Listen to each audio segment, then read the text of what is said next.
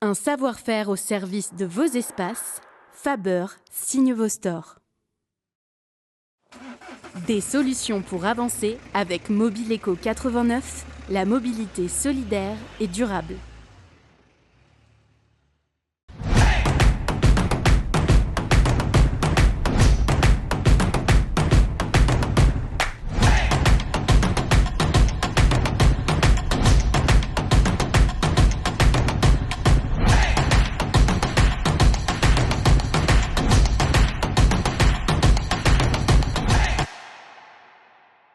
Bonjour à tous, ça fait longtemps qu'on ne s'était pas vu. Bienvenue dans votre journal d'information locale du vendredi 19 septembre 2025. Au sommaire de ce JT, la fête du bois s'est tenue le week-end du 6 août à Pont-sur-Yonne. Le stand artisanat et concours de sculpture à la tronçonneuse était au programme. On s'attardera également sur la signature d'un nouveau contrat de service entre l'UIMM et France Travail, axé principalement sur l'industrie métallurgique. On vous décryptera tout dans ce sujet. Les volleyballeuses du club de Sens se sont vues remettre leur nouveau jeu de maillot durant le forum Sport et Culture organisé le samedi 13 septembre au Centre Leclerc de Saint-Denis-les-Sens. Enfin, pour les 5 dernières minutes, nous recevrons François Génaud. Bonjour François. Bonjour. Vous êtes artiste et vous proposez ce samedi 20 septembre un atelier dessin au fusain à l'abbaye de Pontigny. Tout à fait. De 10h à 16h, c'est bien ça? Oui, un gros projet, un gros programme immersif de la branche jusqu'au dessin. On parlera de vos œuvres, de votre univers et puis de cet atelier en fin de JT. Mais tout de suite, le premier sujet, direction Pont-sur-Yonne où scie et tronçonneuse étaient au rendez-vous à l'occasion de la fête du bois qui s'est tenue il y a 2 semaines. Un reportage signé Léo Agopian et Quentin Grasset. Vous les entendez peut-être derrière moi, on entend des tronçonneuses, des coups de hache, direction la fête du bois. On est à Pont-sur-Yonne, en plein milieu, peut-être pas du désert, mais à côté d'un stade de foot à la sortie du village. Et donc là, on se dirige en direction de la fête du bois. Et c'est parti. Christian Thérin est sculpteur mais aussi responsable de l'association des sculpteurs à la tronçonneuse de France, qui permet à des centaines d'artistes de pouvoir faire des compétitions à l'aide de regroupements un peu partout en France. Ces démarches ont pour but de faire valoriser le métier de sculpteur à la tronçonneuse, un métier d'art et pas seulement d'artisanat. Alors ici on est à la fête du bois de Pont-sur-Yonne. On a été sollicité pour faire cette animation, donc du coup championnat de France des sculptures à la tronçonneuse. Donc ici on a les 12 meilleurs sculpteurs à la tronçonneuse de France. Et on a aussi un artiste lituanien invité d'honneur qui est là aussi pour nous apprendre plein de choses parce que les étrangers savent faire beaucoup de choses. Donc on essaie de les faire venir pour échanger avec eux, voire peut-être plus tard envoyer des sculpteurs dans ces pays. Voilà. La plupart des sculpteurs sont des anciens bûcherons ou des élagueurs. Ça, c'est quasiment 80% des sculpteurs. Mais aussi, on a des artistes qui sont issus du monde artistique et qui se mettent à faire de la tronçonneuse parce que c'est un outil très pratique. À présent, c'est Luc Fraisse qui s'installe devant la caméra. Il a organisé la fête du bois avec ses collègues de la confrérie du bois. Malgré une grande quantité de personnes présentes, Luc sait que derrière toute cette organisation, il y a peu de cerveaux.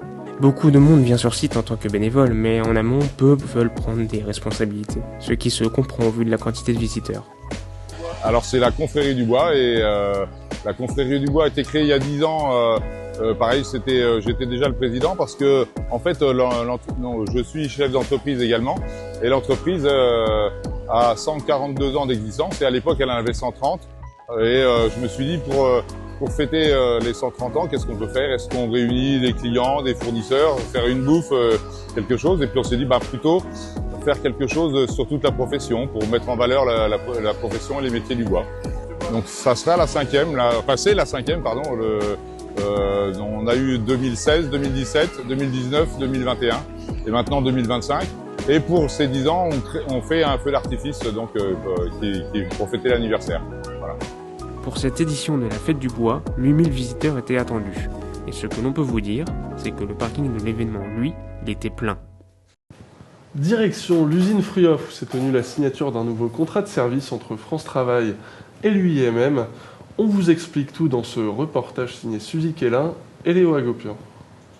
Dans les bureaux de l'usine Fruoff à Auxerre, France Travail et l'UIMM signaient ensemble un nouveau contrat de service portant sur l'emploi et le développement des compétences dans l'industrie.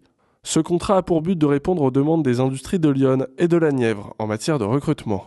4 axes de partenariat ont été définis. La valorisation des métiers, notamment pour les femmes dans un secteur masculin à plus de 70%. L'identification des acteurs locaux et des besoins en recrutement. La facilitation du recrutement avec par exemple la promotion d'actions de formation en entreprise. Enfin, la préparation des candidats via des parcours découvertes et des formations spécifiques. Il faut savoir que quand vous êtes à la recherche de profils, vous avez toujours un petit peu l'envie d'avoir quelqu'un d'exceptionnel, presque un Steve Jobs, quoi, d'accord ? Et puis, il faut revenir à la réalité avec ce qui existe réellement et par rapport à ce que vous avez réellement besoin. Donc, trouver une compréhension entre notre besoin et ce qui est disponible aussi est important, d'accord ? Et cet accord va nous permettre aussi de le faire. On est capable, nous, de pouvoir identifier le savoir-être. Après, le savoir-faire, c'est un peu plus compliqué, d'accord ? Vous pouvez faire un pari en pensant que ce savoir-faire était le bon, mais c'est pas toujours une réussite. Et là, vous perdez du temps si vous apercevez. Donc, avoir ce cadre de travail, avoir quand même quelque chose d'un peu plus ciblé pour le candidat comme pour l'entreprise, c'est parfait. Parce que là, au moins, on met toutes les chances de l'autre côté pour être certain qu'on a fait le bon choix, lui comme nous. L'enjeu est majeur pour les industries métallurgiques. Trouver des travailleurs à des postes de plus en plus qualifiés pour relever les défis mondiaux de l'innovation et rester compétitif à l'international. Pour les travailleurs, l'opportunité de faire carrière dans des métiers au salaire attractif et où l'emploi ne manque pas. Sur les 1200 offres de travail en cours dans le département de Lyon, plus de 200 sont liées à l'industrie. Le forum Sport et Culture s'est tenu le samedi 13 septembre au Centre Leclerc de Saint-Denis-les-Sens. Une journée que vous avez pu vivre en direct sur la télé de Lyon. Petit récap signé Léo Agopian et Suzy Kélin. Le Sens Olympique Club Volleyball est paré pour débuter sa nouvelle saison. Le club féminin de seconde division s'est vu remettre samedi 13 septembre son nouveau jeu de maillot par Franck Chauffournet, PDG du Leclerc de Saint-Denis-les-Sens, qui organisait ce jour-là le forum Sport et Loisirs. L'occasion pour lui de rendre hommage à la présidente, Marianne Michaud. Et bravo à elle, en effet, c'est une véritable entreprise. Quand on est à la tête d'un club comme celui-ci, que ce soit la gestion, la communication, le management, moi je considère que Marianne fait quasiment le même boulot que moi, mais en tant que bénévole. Donc bravo à elle, et croyez-moi, on peut venir supporter l'équipe et ce qu'elle représente tous les samedis soirs, parce que je crois que les premiers matchs vont commencer quand, Marianne ? Le 27 septembre. Absolument. J'invite vraiment toutes les personnes qui n'ont pas vu un match de volley. Allez-y, venez. Croyez-moi, venez voir, c'est impressionnant. La présidente bénévole a dû faire face avec ses équipes à plusieurs changements, ainsi qu'à l'arrivée d'un nouvel entraîneur. Donc on a dû faire face à une nouvelle réglementation de la Fédération française de volleyball qui désormais impose une 4e joueuse française en permanence sur le terrain. Donc la sélection des joueuses par notre nouvel entraîneur, parce qu'on a aussi un nouvel entraîneur, a été quelque peu modifiée par rapport aux années précédentes. Donc, mais du coup, ça donne une nouvelle orientation, une nouvelle aussi façon de jouer au volley. Mais ça change pas les ambitions du club. On a toujours une ambition de top 5. Une trentaine d'associations étaient en place pour présenter leurs activités tout au long de la journée. L'athlète olympien Franck Elamba était également présent, lui qui est soutenu par Franck Chauffournet. C'est Franck Elamba, un grand sportif, un lanceur de poids. On a la chance de l'avoir sur le Sénonais. Un Olympien, s'il vous plaît, champion du monde, champion de France. Enfin bref, il a tout gagné. Un petit mot avant de lui donner le micro. Ouais, alors Franck, c'est une démarche assez particulière. En effet, normalement, j'ai une règle de conduite, ne jamais aider des personnes individuelles, et plutôt des associations ou des clubs. Le monde collectif, oui. Mais là, Franck, j'ai une particularité, j'aime les personnages. Différents personnages de différents milieux, différents secteurs. Et Franck, on s'est rencontrés, on a discuté. Il m'a expliqué son histoire, il m'a présenté ses valeurs, il m'a présenté ses objectifs. Et là, j'ai dit, bon, bah voilà, l'exception est bien française. Et j'ai dit là, je vais faire une exception. Et en effet, on a décidé d'accompagner Franck dans ses objectifs qui sont plus qu'intéressants et d'accompagner Franck aussi par rapport aux valeurs qu'il représente. Au total, ce sont plus de 100 associations sportives et culturelles qui sont soutenues chaque année par le Centre Leclerc de Saint-Denis-les-Sens. En parlant du Sens Olympique Volleyball Club, les matchs de l'équipe féminine seront retransmis toute la saison 2025-2026 sur la télé de Lyon. L'équipe féminine qui évolue en seconde division. On vous donne donc rendez-vous dès samedi prochain. Prise d'antenne 19h45, coup d'envoi 20h, à suivre en live sur les comptes Facebook et YouTube de la télé de Lyon. Tout de suite, les 5 dernières minutes.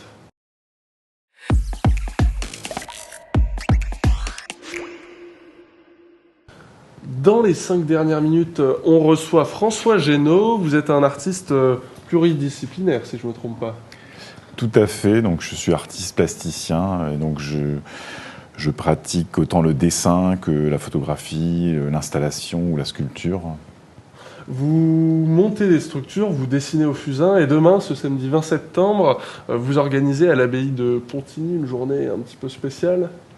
Oui, tout à fait. Donc, dans le cadre de ma résidence artistique à l'abbaye de Pontigny, j'ai proposé à chaque venue une intervention publique. Et donc, demain, ce samedi, je propose le workshop, l'atelier mémoire carbone de la branche au dessin. C'est-à-dire qu'en fait, on va ensemble fabriquer des fusains, donc un outil de dessin primitif, avant de s'en servir. Et donc, pour pouvoir fabriquer ces fusains, il va falloir apprendre à reconnaître les végétaux, les plantes, à partir desquels on fabrique cet outil. Pourquoi dessiner à l'abbaye de Pontigny ? Alors, là, en l'occurrence, je propose un atelier pédagogique. Moi, c'est vrai que dans mon travail, le dessin est central. La pratique du dessin, je la développe depuis 20 ans, notamment à partir de ces fusains. À Pontigny, donc je vous l'expliquerai probablement tout à l'heure, je suis en phase de recherche. Donc j'expérimente à partir des lieux différentes pistes avant de réaliser des œuvres. Mais si vous voulez, je peux vous réexpliquer l'origine de ma pratique du dessin. Alors, pourquoi travailler avec le fusain ? L'idée est de travailler avec un outil qui vient de l'endroit que je cherche à représenter. Donc, vous verrez dans les images, la plupart de mes dessins sont de grands paysages très foisonnants et très expressifs, parfois même directement sur les murs des lieux d'exposition, qu'on appelle donc des dessins éphémères. L'idée est de proposer au public de revivre l'expérience des lieux que je cherche à représenter. C'est-à-dire que avant de dessiner, je vais dans les endroits que je fréquente, je prends des photos, j'éprouve moi-même cet environnement, et en prélevant des fragments de végétaux de cet endroit, en fabriquant des fusains à partir de ces végétaux, je vais en quelque sorte, en dessinant, réactiver l'esprit du lieu, la mémoire du lieu et la vitalité du lieu. Parce que ce que je cherche à représenter en priorité, ce sont des fragments de végétation spontanée, de végétation sauvage, on pourrait dire des fragments de friches. Donc un type d'environnement qui m'intéresse particulièrement, à savoir que une friche est un espace, un milieu qui, pour un temps, n'est pas aménagé ou occupé par l'homme. C'est ça, c'est ça. Et du coup, ça permet à toute une typologie d'essences et d'espèces du vivant de proliférer et en quelque sorte aussi de résister à cette emprise humaine. Et dans ce foisonnement, dans cette exubérance végétale de la nature, qui les reprend ses droits. Oui, tout à fait. Je trouve qu'il y a vraiment un message. En tout cas, ça force notre attention et pour moi, ça permet donc à la fois de dessiner, mais aussi de réfléchir. En parlant de fusains et de friches industrielles, il y a 10 ans, Arte consacrait sur vous un fabuleux reportage de 6 minutes environ que j'invite nos téléspectateurs à aller regarder. On vous y voit reclus dans une friche industrielle, c'était à Nancy, que vous dessinez. Un dessin réalisé effectivement au fusain que vous combustiez comme demain. Oui, c'est un peu ce que je vous expliquais tout à l'heure, c'est-à-dire qu'à chaque fois que je vais faire un projet de dessin, je vais m'intéresser à un type de contexte, à un milieu particulier, qui sont tous chargés d'histoire. Là, en l'occurrence, vous faites référence à un fragment d'un boulevard nancéen qui donc est devenu une friche. L'idée, c'était en fait, dans ce projet, de disparaître dans cet espace en friche, de redevenir comme un animal qui regarde la ville au travers du végétal. C'est pour ça que le dessin en question était une sorte de trouée blanche au milieu de ces haies foisonnantes. Donc à chaque fois, effectivement, chaque dessin a son histoire et essaye de valoriser une approche de la friche. Pour vous, le résultat, je me doute que pour vous, le résultat d'une œuvre, ce qu'elle rend, c'est important, mais la démarche de construction qu'il y a derrière, l'est peut-être tout autant, voire plus. Tout à fait.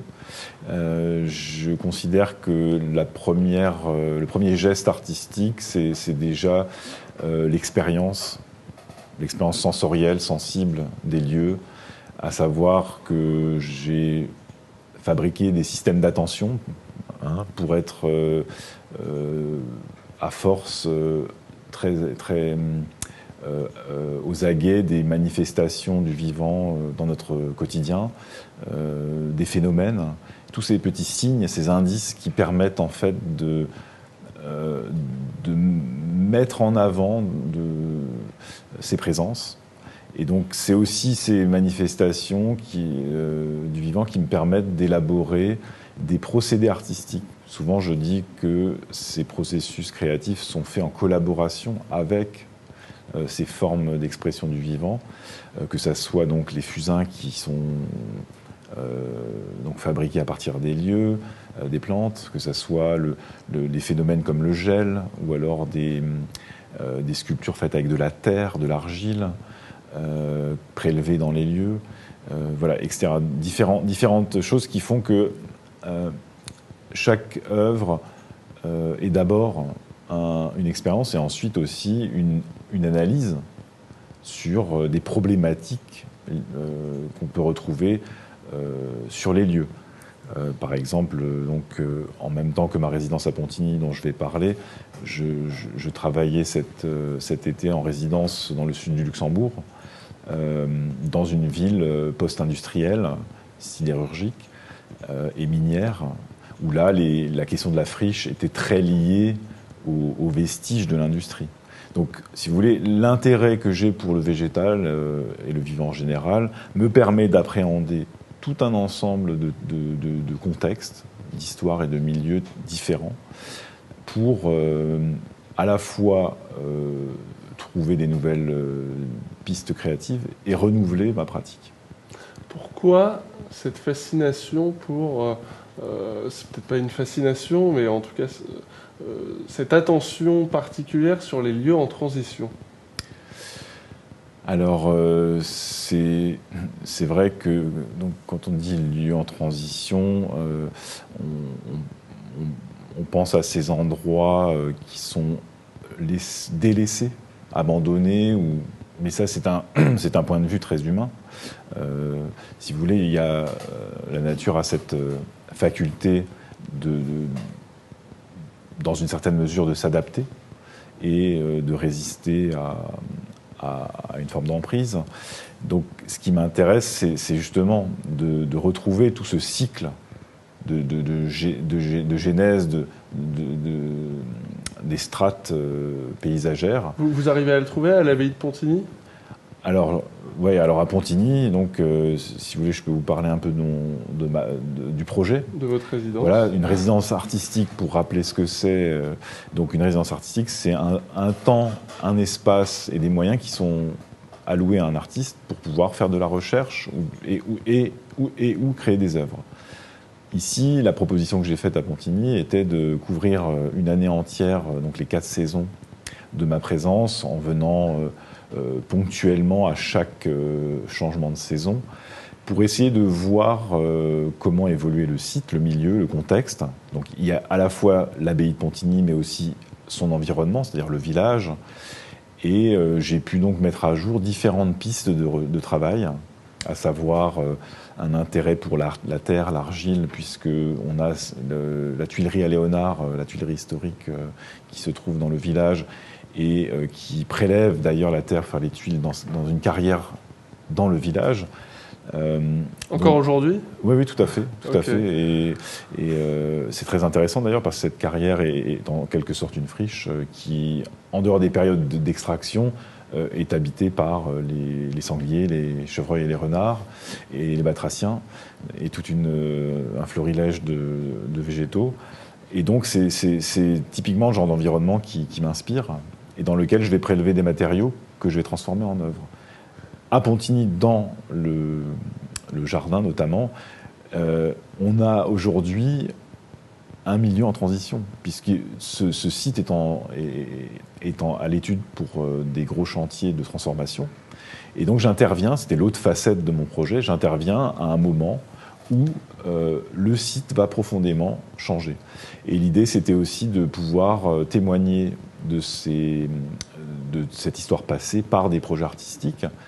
Donc je me suis intéressé par exemple à la présence des lichens, donc ces organismes symbiotiques qui recouvrent les murs, les tuiles, les arbres, voire les ouvrages humains comme les bancs ou les poubelles. Ces lichens, par exemple, certains d'entre eux ont vu l'évolution du site, puisque c'est des organismes qui peuvent vivre plusieurs dizaines, voire centaines d'années. Et en regardant ces organismes-là,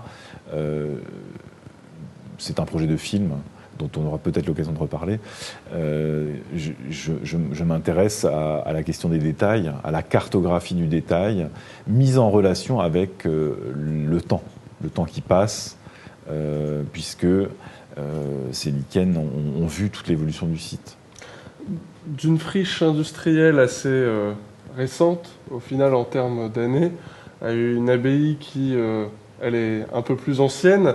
Le rapport au temps joue-t-il une différence dans la manière de saisir l'instant Alors, l'instant est très important dans ma pratique et mes systèmes d'attention. Je vais d'abord m'intéresser à ce qui est là. Mais si on regarde un peu plus attentivement, chaque élément convoque toute une histoire, un ensemble d'histoires qui peuvent remonter à des temps plus anciens. On parlait de l'argile, effectivement, c'est une tuilerie qui a 150 ans. Donc vous voyez, c'est ce sol dont on extrait l'argile. Et c'est donc une temporalité historique. L'abbaye du XIIe siècle, vous voyez, c'est une échelle de temps encore plus considérable. Et ensuite, il y a les saisons aussi. Le cycle des saisons, par exemple, le jardin va évoluer au gré des saisons.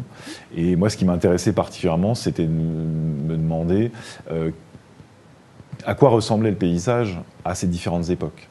Okay. Donc on sait que la rivière, le Serein, devait probablement être tel qu'il est, avec peut-être quelques méandres en plus, toujours bordé de saules ou de végétaux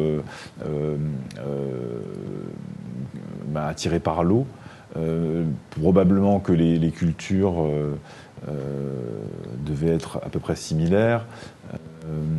Et ensuite, il y a la question de la botanique, par exemple. Là, on peut observer des changements. C'est-à-dire que avec les époques, avec les transformations, la mondialisation par exemple, vous avez des nouvelles plantes qui vont arriver et s'installer qu'on ne trouvait pas auparavant. Donc évidemment, au-delà de l'expérience plastique et sensible, je m'intéresse aussi à l'histoire des lieux. Je vous laisse le mot de la fin. Eh bien écoutez, je vous invite à venir demain participer à l'atelier à l'abbaye de Pontigny, où vous allez découvrir comment on fabrique un outil de dessin et avec ensuite une initiation au dessin. Voilà, donc venez à l'abbaye de Pontigny.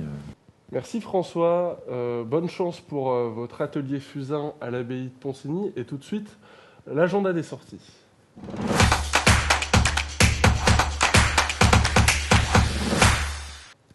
Du samedi 20 au dimanche 21 septembre, plusieurs villes, villages, musées et monuments ouvrent gratuitement leurs portes pour les journées européennes du patrimoine, avec visites guidées, animations et découvertes inédites.